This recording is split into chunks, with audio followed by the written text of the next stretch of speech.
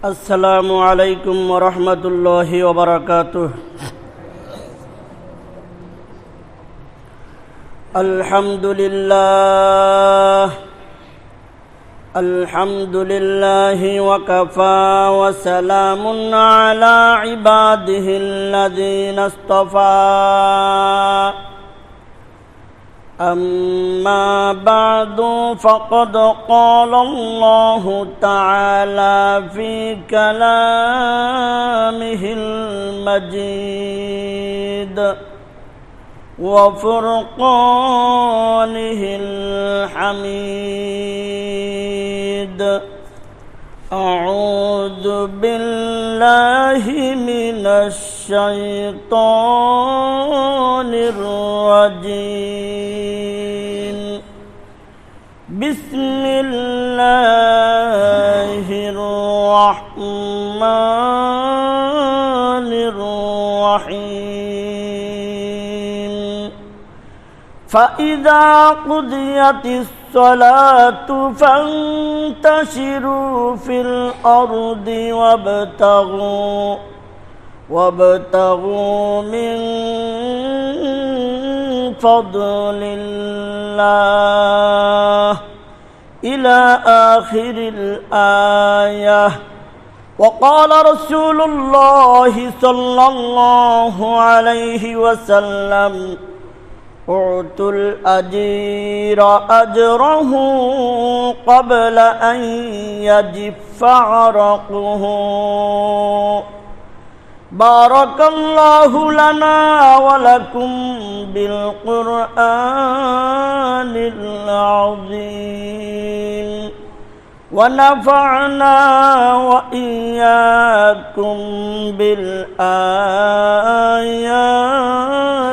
والذكر الحكيم. درود شريف পড়ে সবাই। اللهم صل على محمد وعلى آل محمد كما صليت على إبراهيم وعلى آل إبراهيم إنك حميد مجيد. اللهم بارك على محمد وعلى آل محمد كما باركت على إبراهيم وعلى آل إبراهيم إنك حميد مجيد. محترم حاضرین، মহান রব্বুল আলামিন আল্লাহ সুবহানাহু ওয়া তাআলার দরবারে অসংখ্য শুকরিয়া। তিনি আমাদেরকে অত্যন্ত দয়া করে আজকে জুমার দিনের জুমার নামাজ আদায় করার পাশাপাশি কিছু দিনই আলোচনা করার জন্য, শোনার জন্য পৃথিবীর সর্বশ্রেষ্ঠ স্থান মসজিদে আসার এবং বসার তৌফিক দান করেছেন। এজন্য দিল থেকে কালিমাতা শুকুর আদায় করি, বলি আলহামদুলিল্লাহ। আপনারা সবাই অবগত আছেন, আজকে ইংরেজি মে মাসের 1 তারিখ, পহেলা মে গোটা বিশ্বে বিশ্ব শ্রমিক দিবস পালিত হয়। এই দিনে যেহেতু আজকে শ্রমিক দিবস, এজন্য ইসলামের দৃষ্টিতে একজন শ্রমিকের মালিকের নিকটে কি কি হক আছে এই বিষয়ে সামান্য কিছু আলোচনা আপনাদের সামনে করার চেষ্টা করব ইনশাআল্লাহ। মূল আলোচনা শুরু করার আগে মোটা দাগে কয়েকটা কথা বলবো, খুব ভালো করে বুঝবেন। এই মোটা মোটা কথাগুলো বুঝলে পরবর্তী আলোচনাগুলো বুঝতে সহজ হবে। তো 1 নম্বর কথা হলো, মানুষ সামাজিক জীব। জীবন চলার পথে একজন মানুষ আরেকজন মানুষের উপরে নির্ভরশীল হয়ে থাকে। সমাজের গরিবেরা যেমন ধনীদের উপর নির্ভরশীল, ঠিক তেমনিভাবে ধনীরাও গরিবদের উপরে নির্ভরশীল। সমাজের শ্রমিক যারা আছে তারা যেমন তাদের মালিকের উপর নির্ভরশীল, ঠিক তেমনিভাবে মালিকরাও শ্রমিকদের উপরে নির্ভরশীল। মালিকরা যদি শ্রমিকদের উপর নির্ভরশীল না হতো, বিগত কিছুদিন আগে আপনাদের দেশে এক একজন শ্রমিকের পারিশ্রমিক আপনারা ১,১২০০ টাকা দিয়ে আনছেন। তা আমি যেটা বোঝাতে চাচ্ছি যে শ্রমিকরা যেমন মালিকের উপর নির্ভরশীল হয়ে থাকে, মালিকরাও শ্রমিকের উপর নির্ভরশীল। একটা কথা। দ্বিতীয় নম্বর কথা হলো, দুনিয়াতে মানুষ নানা বংশে নানা পেশায় বিভক্ত। কেউ চাকরি করে, কেউ ব্যবসা বাণিজ্য করে, কেউ ক্ষেত খামারে কাজ করে, কেউ গাড়ি চালায়, ড্রাইভারি করে। এক একজন এক এক পেশায় বিভক্ত, নিয়োজিত আছেন।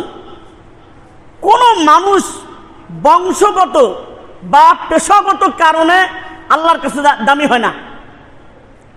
পেশাগত বা বংশগত কোনো কারণে মানুষ আল্লাহর কাছে দামি হয় না। মানুষ আল্লাহর কাছে দামি হয় তাকওয়ার মাধ্যমে, আল্লাহ ভীতির মাধ্যমে, খোদা ভীতির মাধ্যমে।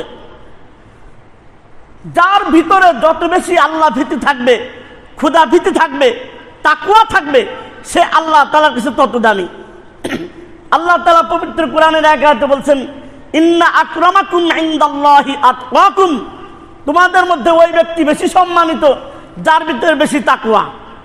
চাই সে মালিক হোক বা শ্রমিক হোক, চাই সে আমির হোক অথবা ফকির হোক, চাই সে ধনী হোক চাই সে গরিব হোক, যার ভিতরে যত বেশি তাকওয়া থাকবে সে আল্লাহ তাআলার কাছে দামি হবে। আল্লাহ তাআলার কাছে দামি হওয়ার মাপকাঠি হলো তাকওয়া। ৩ নম্বর মোটা থেকে যেই কথাটা আপনাদেরকে বলতে চাই সেটা হলো, শ্রমের মাধ্যমে, শ্রম দিয়ে জীবিকা নির্বাহ করা, এটা আল্লাহ তাআলার নির্দেশ আর নবীগণের সুন্নত। শ্রম দিয়ে জীবিকা নির্বাহ করা আল্লাহ তাআলার নির্দেশ আর নবীগণের সুন্নত। অনেক আয়াত আছে, তার থেকে একখানা আয়াতে কারিমা আপনাদের সামনে আমি তেলাওয়াত করেছি। সূরাতুল জুমার মধ্যে মহান আল্লাহ পাক রব্বুল আলামিন বলছেন, ফাইদা কুদিয়াতিস সালাত, যখন তোমাদের নামাজ আদায় করা হয়ে যায়, অলস বসে থাকার কোনো সুযোগ নাই। ফান্তাশিরু ফিল আরদ, তোমরা জমিনে ছড়িয়ে পড়ো। ওয়াবতাগু মিন ফাদলিল্লাহ, আর তোমরা আল্লাহ তাআলার অনুগ্রহ তালাশ করো।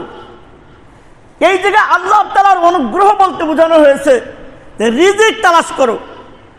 আল্লাহ সারা পৃথিবীতে আপনার আমার রিজিক ছড়িয়ে দিয়ে রাখছেন। আল্লাহ তাআলা বলছেন যে যখন তোমাদের নামাজ আদায় হয়ে যাবে, অলস বসে থাকার কোনো সুযোগ নাই, তুমি জমিনে ছড়িয়ে পড়ো আর আল্লাহর অনুগ্রহ তালাশ করো, অর্থাৎ রিজিক তালাশ করো। হাদিস শরীফের মধ্যে রাসূল আকরাম সাল্লাল্লাহু আলাইহি ওয়াসাল্লাম বলছেন, দুনিয়াতে যত নবীরা আগমন করছেন সব নবীরাই বকরি চড়িয়েছেন। কি চড়াইছেন? বকরি চড়াইছেন। এক সাহাবী জিজ্ঞেস করলেন, ইয়া রাসূলুল্লাহ, আপনিও কি বকরি চড়াইছেন? রাসূল আকরাম সাল্লাল্লাহু আলাইহি ওয়াসাল্লাম বললেন যে হ্যাঁ, আমিও কয়েক কিরাতের বিনিময়ে বকরি চড়াইছি। একজন সুস্থ সবল মানুষ সে কাজ করে খাবে, কর্ম করে খাবে, এটাই তো স্বাভাবিক নাকি? কিছু মানুষ আছে দেখবেন সুস্থ সবল, সব ঠিক আছে, কিন্তু কাজ করে খাবে না, বিনা পুঁজির ব্যবসা ভিক্ষা করে খাবে। সুস্থ সবল মানুষ কাজ করে খাওয়ার মতো সক্ষমতা আছে, কিন্তু তারপরেও কাজ করে খাবে না, বিনা পুঁজিতে ব্যবসা করবে, সে হলো ভিক্ষাবৃত্তি করবে। আমরা ইন্টারনেটে ফেসবুকের মাধ্যমে বিভিন্ন সময় দেখি যে অঙ্গ প্রত্যঙ্গ সব ঠিক আছে, কিন্তু ব্যাকা হয়ে রাস্তার পাশে পড়ে রয়েছে, ছেঁড়া জামা কাপড় পরে, হাত পা এরকম বেঁধে জড়োছড়ো হয়ে ঢাকা শহরে রাস্তায় রাস্তায় ভিক্ষা করতেছে। এটা ইসলামের দৃষ্টিতে পছন্দনীয় নয়। রাসূল আকরাম সাল্লাল্লাহু আলাইহি ওয়াসাল্লাম এই বিষয়টাকে অপছন্দ করতেন, পছন্দ করতেন না। তোমার সব ঠিক আছে, তুমি কাজ করে খাও। একদিন এক আনসারী সাহাবী রাসূল আকরাম সাল্লাল্লাহু আলাইহি ওয়াসাল্লামের দরবারে আসছেন, আসার পরে কিছু চাইছে, অর্থাৎ ভিক্ষা চাইছে। রাসূল আকরাম সাল্লাল্লাহু আলাইহি সাল্লাম তাকে ভিক্ষার পরিবর্তে তাকে স্থায়ী উপার্জনের রাস্তা করে দিলেন। বললেন, তোমার বাড়িতে কি আছে সেটা তুমি নিয়ে আসো। সে বাড়িতে যাওয়ার পর একটা কম্বল নিয়ে আসছে, একটা বাটি নিয়ে আসছে। ইয়া রাসূলুল্লাহ, আমার বাড়িতে একটা কম্বলই ছিল আর এই বাটিটা ছিল, আমি তাই নিয়ে আসছি। রাসূল আকরাম সাল্লাল্লাহু আলাইহি সাল্লাম ওই একটা কম্বল আর বাটি সাহাবীদের মধ্যে বিক্রি করলেন। বিক্রি করার পর দুই দিরহামে বিক্রি করলেন। 2 দিরহামে ওই জিনিসটা বিক্রি করার পর 1 দিরহাম দিয়ে বললেন যে তুমি কিছু খাবার কিনে নিয়ে তোমার বাড়িতে চলে যাও। আর 1 দিরহাম দিয়ে বললেন তুমি বাজার থেকে একটা কুঠার অর্থাৎ কুড়াল কিনে নিয়ে এসো। বুঝছেন তো জিনিসটা? কুড়াল কিনে নিয়ে এসো। ওই ব্যক্তি যখন বাজার থেকে কুড়াল ক্রয় করে নিয়ে আসলো, কিনে নিয়ে আসলো, আল্লাহ রাসূল সাল্লাল্লাহু আলাইহি ওয়াসাল্লাম ওই কুড়ালে নিজ পবিত্র হাতে ওই কুড়ালের হাতল লাগাইয়া দিলেন।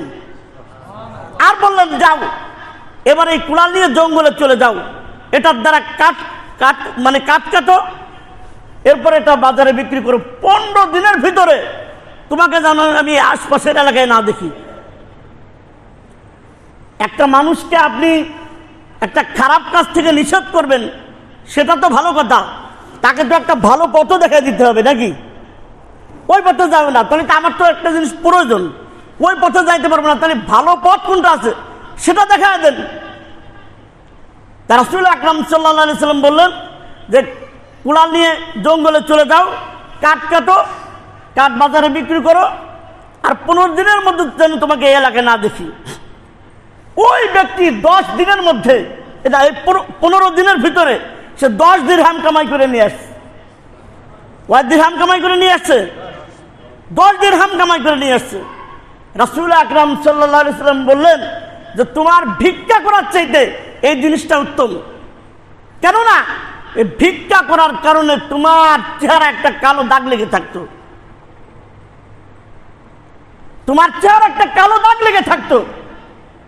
তোমার এই ভিক্ষা করার চাইতে তোমার এই জিনিসটা অনেক উত্তম। তা আল্লাহ রাসূল সাল্লাল্লাহু আলাইহি সাল্লাম একদিকে যেমন মানুষের কর্মের প্রতি উৎসাহ প্রদান করছেন, অপরদিকে ভিক্ষা করা থেকে মানুষকে অনুৎসাহিত করেছেন। আমাদের দেশে বিভিন্ন সময় দেখা যায়, আমরা পত্রপত্রিকায় দেখি শ্রমিকদের বিশাল ধর্মঘট, ঢাকার গুলিস্তানে বা গাজীপুরে শ্রমিকদের বিক্ষোভ, সংঘর্ষে বহুত মানুষ আহত হয়েছে, কেউ কেউ মারা গেছে, এরকম খবর আমরা শুনি না কি বলেন? আসলে এই সংঘর্ষের মূল কোথায় যদি আপনারা পর্যবেক্ষণ করেন, খোঁজ করেন, মূলে গিয়ে দেখা যাবে যে শ্রমিকদের যেই পারিশ্রমিক ছিল, যেই হক ছিল, সেই হক ঠিকমতো আদায় করা হয় নাই। হয়তো মালিকেরা শ্রমিকের হক আদায় করে নাই, অথবা শ্রমিকরা মালিকের হক আদায় করে নাই, যার কারণে 2 গ্রুপের মধ্যে বিশাল সংঘর্ষ হয়। সংঘর্ষের মাধ্যমে আহত তো হয়ই, কখনো কখনো নিহতের ঘটনাও আমাদের দেশে ঘটে না কি বলেন? এজন্য আমরা যেহেতু মুসলমান, আমরা যেহেতু ইসলাম ধর্মে দীক্ষিত, আমরা যেহেতু ইসলামকে বিশ্বাস করি, ইসলামের দৃষ্টিতে একজন শ্রমিকের তার মালিকের কাছে কি হক আছে, কি অধিকার আছে, এটা আমাদেরকে জানতে হবে। জানার পরে সে মানা, কি বলেন? জানি না তার মানব কোত্থেকে। এজন্য শ্রমিকদের কি কি হক আছে এর মধ্য থেকে কয়েকটা আমি আপনাদের সামনে উল্লেখ করার চেষ্টা করতেছি, খুব খেয়াল করে শুনবেন। 1 নম্বর, কিতাবের মধ্যে লেখে যে সাধ্যের বাইরে কোনো কাজ চাপিয়ে না দেওয়া। একজন শ্রমিকের উপরে তার সাধ্যের বাইরে কোনো কাজ চাপায় না দেওয়া। মহান আল্লাহ পাক রব্বুল আলামিন পবিত্র কোরআনের এক আয়াতে বলছেন, লা ইউকাল্লিফুল্লাহু নাফসান ইল্লা উসআহা। আল্লাহ তাআলা কারো সাধ্যের বাইরে কোনো দায়িত্ব অর্পণ করেন না, সাধ্যের বাইরে কোনো দায়িত্ব অর্পণ করেন না। হযরত শুআয়ব আলাইহিস সালাম তিনি যখন হযরত মূসা আলাইহিস সালামকে শ্রমিক নিযুক্ত করলেন, শ্রমিক নিয়োগ দিলেন, তখন তিনি হযরত মূসা আলাইহিস সালামকে উদ্দেশ্য করে বলছিলেন, ওয়ামা উরিদু আন আশুক্কা আলাইকা, ওয়ামা উরিদু আন আশুক্কা আলাইকা, আমি তোমাকে কষ্ট দিতে চাই না। আমি তোমাকে কি দিতে চাই না? কষ্ট দিতে চাই না। সাতাজিদুনি ইনশাআল্লাহু মিনাস সালিহিন, তুমি আমাকে সদাচারী হিসেবেই পাবে। সদাচারী, সদাচরণ করা, ভালো আচরণ করা। শুআয়ব আলাইহিস সালাম বললেন, আমি তোমাকে কষ্ট দিতে চাই না, আর তুমি আমাকে সদাচারী হিসেবেই পাবে। তো আমি যে কথাটা বলতেছিলাম, একজন শ্রমিকের প্রথম হক বা অধিকার হলো তার উপরে তার সাধ্যের বাহিরে কোনো কাজ চাপায়া দেওয়া যাবে না। 2 নম্বর, শ্রমিকের আরেকটা অধিকার বা হক হলো যথাযোগ্য পারিশ্রমিক নির্ধারণ করা। যথাযোগ্য পারিশ্রমিক নির্ধারণ করা, তার শ্রমটার দিকে তাকানো, যে এই লোকটা সারাদিন আমার বাড়িতে বা আমার ক্ষেতে, আমার কলকারখানায়, আমার প্রতিষ্ঠানে কাজ করবে সকাল থেকে সন্ধ্যা পর্যন্ত, তার শ্রম অনুযায়ী তার পারিশ্রমিক নির্ধারণ করা। সবার ভিতরেই জেতার একটা নেশা থাকে।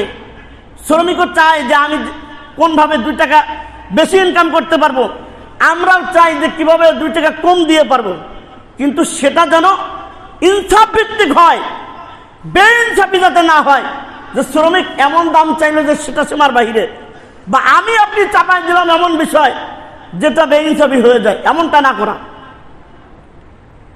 আল্লাহ তাআলা পবিত্র কোরআনের আয়াতে বলছেন, ওয়ালা তাবখাসুন নাস আসিয়াহুম, তোমরা মানুষের প্রাপ্য বস্তুতে কম করো না।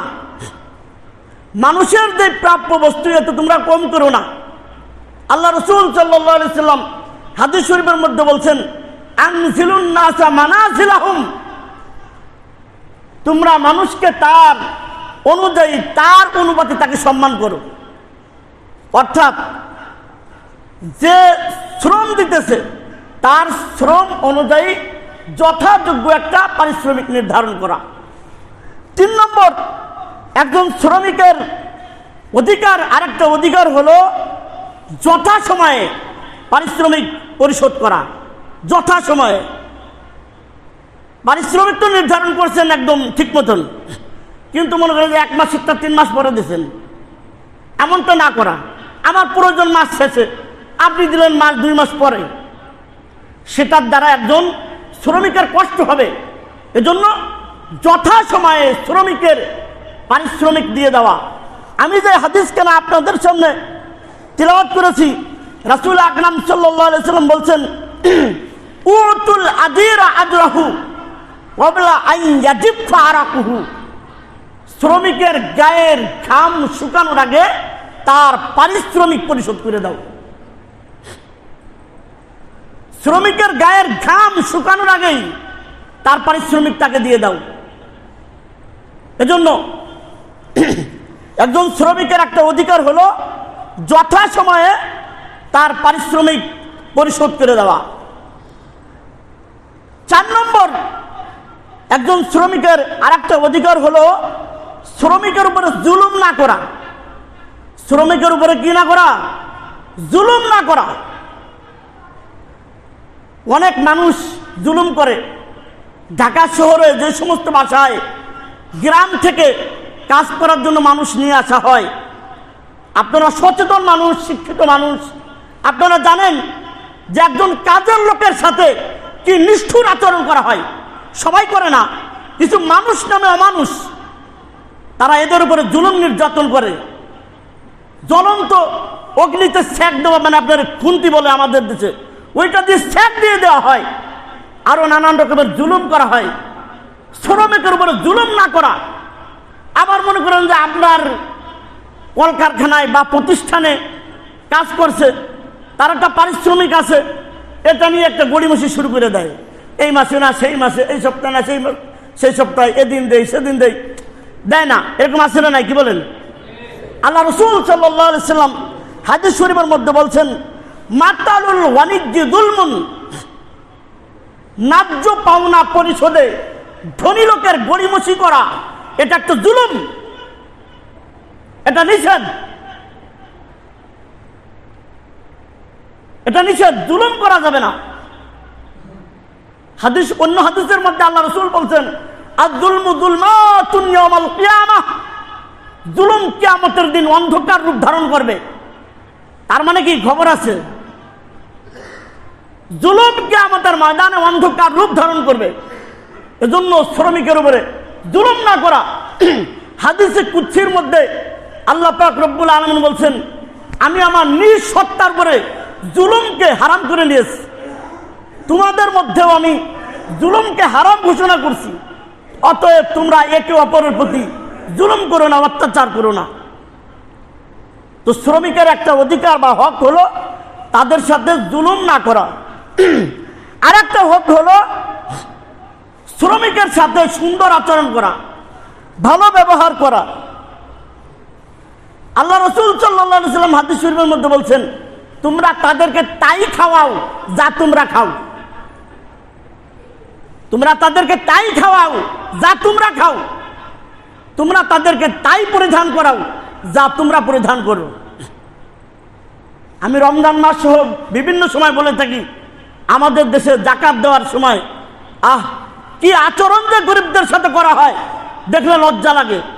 নিজের জামাটা কত দামি, নিজের লুঙ্গিটা কত দামি, নিজের কম্বলটা কত দামি, কিন্তু গরিবদেরকে, দরিদ্রদেরকে যখন দেওয়া হয় এমন লুঙ্গি এমন কম্বল দেওয়া হয় তা আপনারা ভালো করে জানেন। যারা দিচ্ছে তাদেরকে স্যালুট জানাই, ভালো কাজ। কেউ তো মোটেই দেয় না, যারা মোটেও দেয় না তাদের থেকে তো এরা ভালো, এরা দিতেছে। কিন্তু দৃষ্টিভঙ্গির পরিবর্তন দরকার, যে আমি যে একটা জিনিস একটা মানুষকে দিলাম এর দ্বারা যেন সে উপকৃত হইতে পারে, এই জিনিসটা খেয়াল রাখা। এমনকি একজন শ্রমিকের বিয়ে শাদী সহ বিভিন্ন বিষয়ে খোঁজ খবর রাখা একজন আদর্শ মনিবের কাজ। সে আপনার বাড়িতে, আপনার প্রতিষ্ঠানে, আপনার মিল কলকারখানায় কাজ করে, তার ইনকামই বা কয় টাকা? এজন্য এই সমস্ত বিষয়েও খেয়াল রাখা। আর একটা শ্রমিকের এক অধিকার হলো শ্রমিকের ছুটির ব্যবস্থা করা।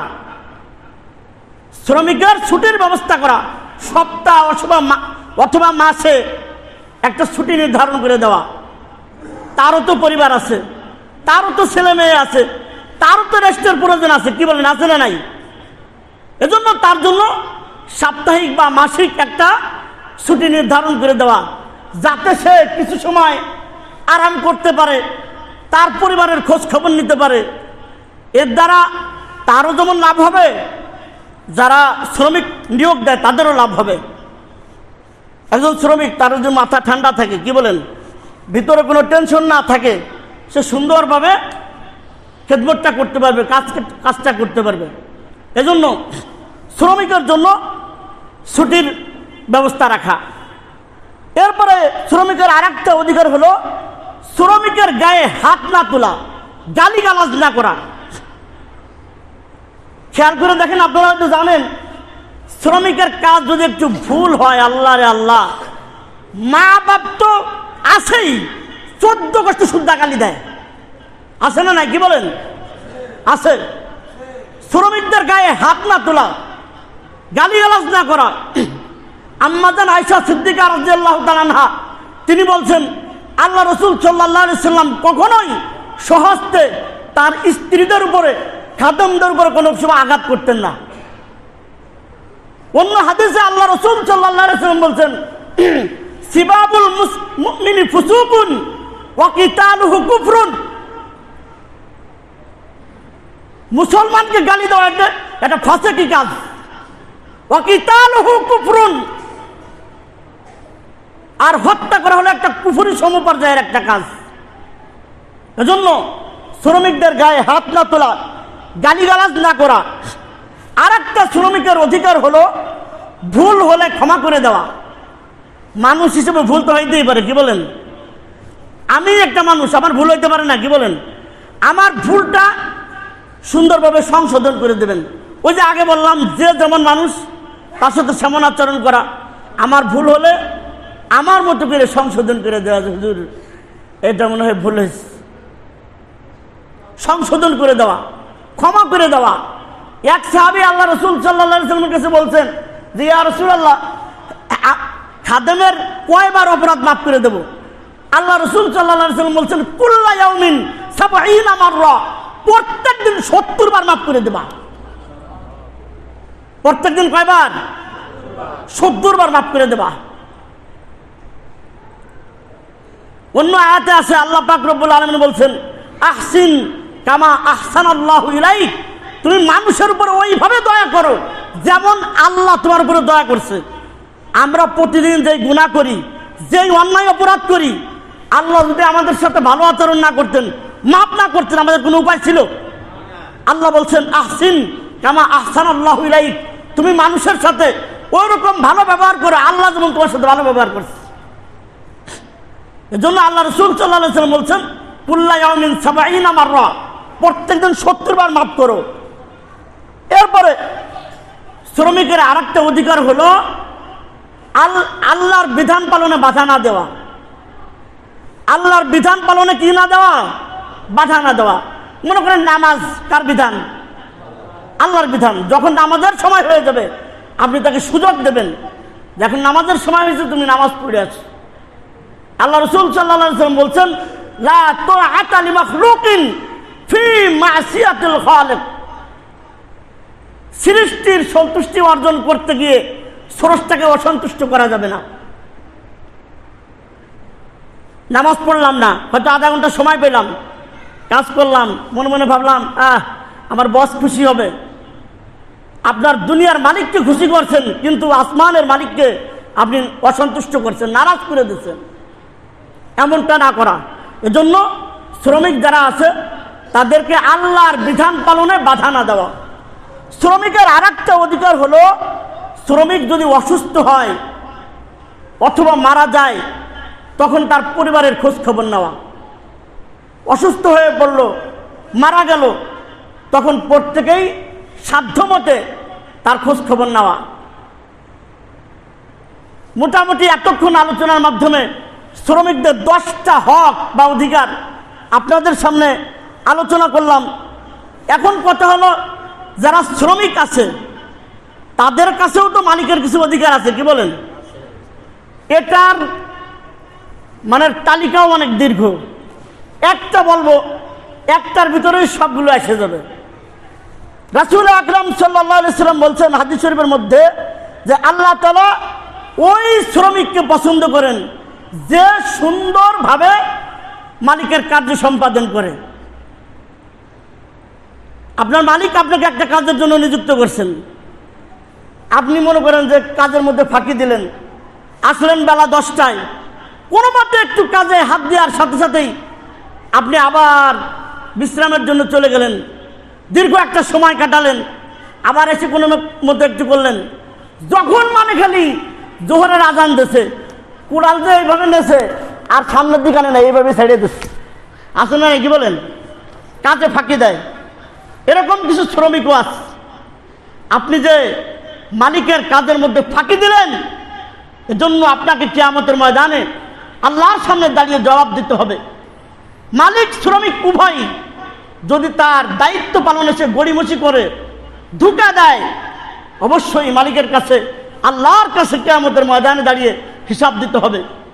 এজন্য মালিক এবং শ্রমিক উভয় যদি উভয়ের হক আদায় করে, অধিকার আদায় করে, এতে দেখা যাবে যে মালিক এবং শ্রমিকের মধ্যে মধুর একটা সম্পর্ক তৈরি হবে, কি বলেন? আমাদের আর পত্রিকার পাতায় যে ওই শ্রমিকদের ধর্মঘট চলছে, ওখানে 3 জনের মাথা ফেটে গেছে, একজনের হাত নাই, আরেকজনের পা নাই, আরেকজনের চোখ উড়ে আরেক দেশে চলে গেছে, এরকম খবর আর আমাদেরকে পত্রিকার পাতায় পড়তে হবে না। এজন্য শ্রমিকেরও বুঝতে হবে, মালিকেরও বুঝতে হবে। আল্লাহ পাক রব্বুল আলামিন উভয় শ্রেণীর লোককেই সঠিক জিনিস জানার এবং বুঝার তৌফিক দান করেন। সকলে বলে আমিন। ওয়া আখির দাওয়ানা আনিল হামদুলিল্লাহি রাব্বিল আলামিন। যারা সুন্নত পড়েন নাই পড়েন।